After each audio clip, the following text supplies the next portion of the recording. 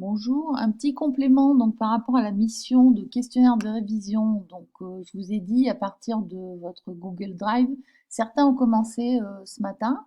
Donc en fait, ce qui se passe, c'est que oui, vous retrouvez le questionnaire que vous êtes en train de faire, et ensuite vous le retrouvez surtout en cliquant sur Forme.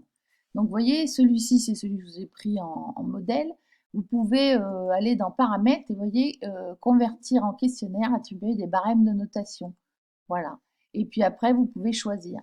Par contre, donc ça c'est faisable, mais je vais vous montrer donc une petite chose. Le problème, c'est que c'est un peu compliqué parfois de mettre les points que vous voulez mettre. Si par exemple, je prends celui-ci, en fait, vous voyez là, il y a la bonne réponse, c'était le 2. Mais quand c'est une réponse longue, si la personne vous met une réponse qui n'est pas exactement celle que vous attendez, du coup, il n'a pas le point. Donc ensuite, ce qu'il va falloir faire, c'est que quand tout le monde vous aura répondu, vous allez réouvrir votre questionnaire. Et donc, vous voyez, donc je prends quelque chose sur le contrat de travail, par exemple.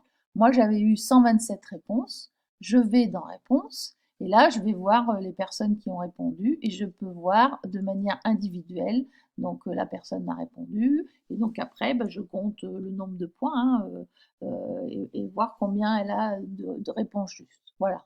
Je vous remontre un autre petit truc que j'ai montré seulement à peu de personnes ce matin, c'est-à-dire que là, vous pouvez personnaliser votre thème en prenant, donc déjà en choisissant un autre, une autre police, hein, par exemple, en choisissant une couleur différente et surtout avec une image, mettre un en-tête différent, un arrière-plan, voilà. Donc c'est histoire de faire quelque chose d'un peu plus joli et un peu plus sympa pour inciter vos collègues à répondre. Voilà, j'espère que ça vous sera utile. Bon courage à tous.